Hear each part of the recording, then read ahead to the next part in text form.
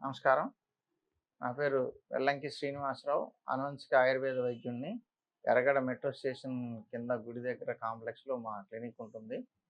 మీకు లివర్‌కి సంబంధించిన సందేహాలు తీర్చుతూ, వాటికి సంబంధించి ఆయుర్వేదంలో ఎలాంటి జాగ్రత్తలు తీసుకోవాలి, ఎలాంటి డైట్ పాటించుకోవాలనేది నేను ఇప్పుడు ఎక్స్‌ప్లెయిన్ చేస్తాను. లివర్ సమస్యలు మనకు వస్తున్నాయని మనకి ఎలాగా తెలుస్తుంది? దీనికి నేను లక్షణాలు చెప్తాను చూడండి. ఫస్ట్ గ్యాస్ ట్రబుల్ తయారవుతుంది. గ్యాస్ ఏది తిన్నా పడని స్థాయికి వెళ్తుంది గ్యాస్ ట్రబుల్ అనేది.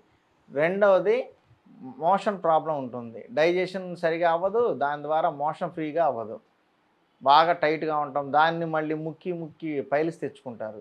వాటర్ బాగా తీసుకోకపోవడం వల్ల కూడా బయటకొచ్చేది టైట్ అయ్యి మోషన్ ప్రాబ్లమ్ వస్తుంది. దీనికి కారణం కూడా లివరే. మీరు లివర్‌లో ఏసే పదార్థాన్ని బట్టి ఆ ప్రాసెస్ అనేది ల్యాబ్‌లో ప్రాసెస్ అనేది నడుస్తుంది.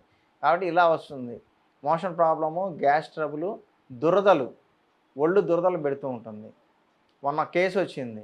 అబ్బాయి అంతకుముందు బానే ఉండేవాడు. బెంగుళూరు వెళ్ళిపోయి అక్కడ జాబ్‌లో చేరిపోయి ఇక తినటం మొదలుపెట్టాడంటే అంతా జంక్ ఫుడ్సే పద్దాకల తిని, తిని, తిని మెడ చుట్టూతా నల్లగా వచ్చేసింది. బాడీ మీద మచ్చలు, బుగ్గల మీద మచ్చలు, నల్ల నల్ల ప్యాచెస్. అవన్నీ కూడా ప్యాచెస్ కాదు. లివర్ సరిగ్గా పనిచెయ్యక బ్లడ్‌లో టాక్సిన్స్ పెరిగిపోయి, ఆ టాక్సిన్స్ అన్నీ కూడా స్కిన్ మీద స్టోరేజ్ అవుతాయి.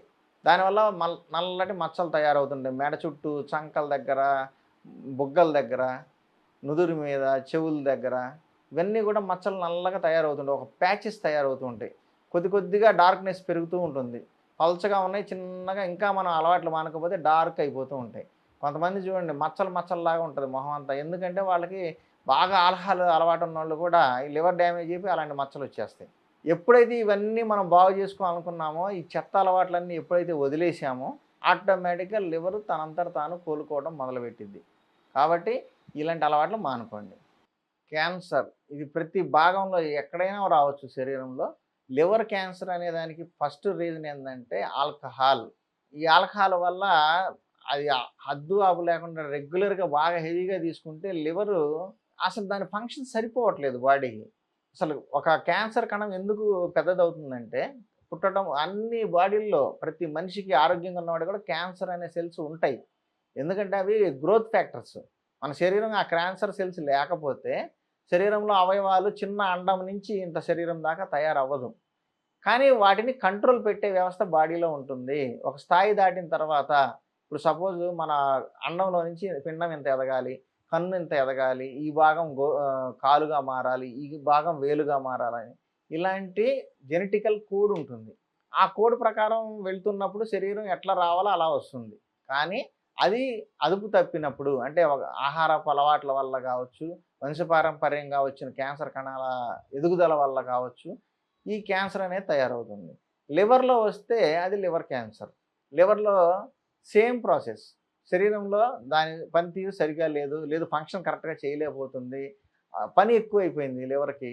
చెత్తంతా వచ్చి పడుతుంది. ఏం చేయాలో తెలియక లివర్ తన కెపాసిటీని పెంచుకుందామని ప్రయత్నం చేస్తుంది.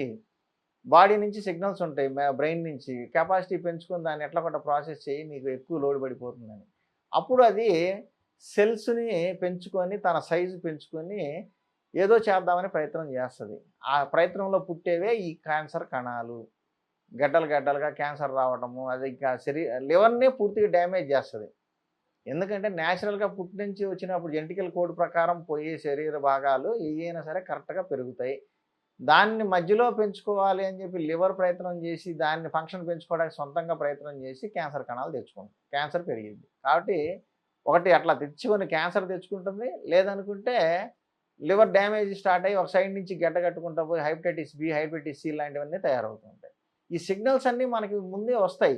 మనం ఏది పట్టించుకోకుండా ఏదో 2 టాబ్లెట్లు ఏసేసుకొని, తక్కువ ట్రీట్మెంట్లు చేసుకొని, ఇంకా అలవాట్లు మానుకోకుండా ఉంటే ఆ ట్రీట్మెంటు పనిచేయదు.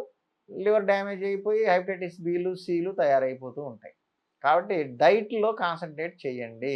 అలాగే ఆహ్, ఎక్సర్సైజ్ అనేది కూడా శరీరంలోని వ్యర్థ పదార్థాలు అంటే టాక్సిన్స్‌ని బయటికెళ్ళాలంటే డైలీ 1 అవర్ ఎక్సర్సైజ్ చేయండి.